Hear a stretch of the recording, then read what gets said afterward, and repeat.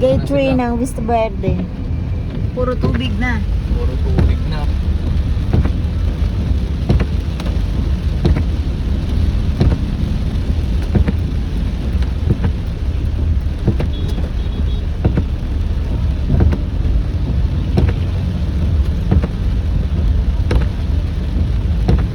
Yan pa oh, may baha na oh.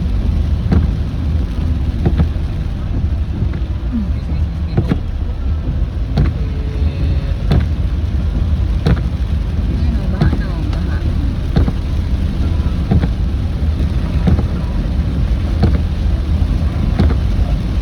Yan oh, yung sa gate 2 ng Vista Verde. Yan, buti si Jollibee naka-smile mo.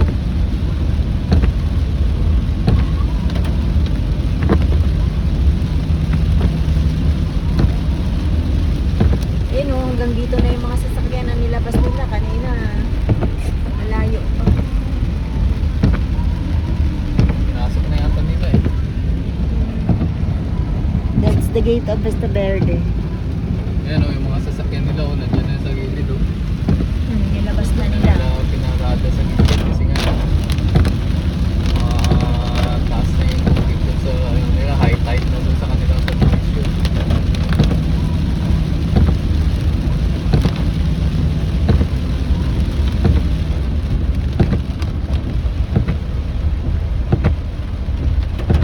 Tinanggal na yun eh. Ha?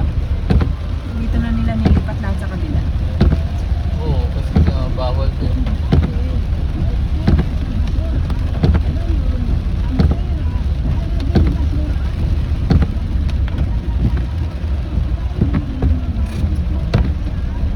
Nakakapos ng traffic dun sa kabila eh. Ano, puno na yung parking ng Karangalan Market. Kanya-kanyang save ng pwesto. Oo nga, dyan ako sa may rampa na yung ano nila, yung mga sasakyan. Ay, dun sa kabila o, nandun pa rin yung mga sasakyan nila.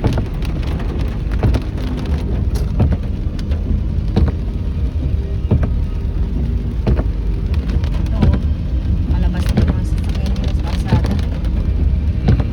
Kailangan na nilang ilabas kasi high tide na.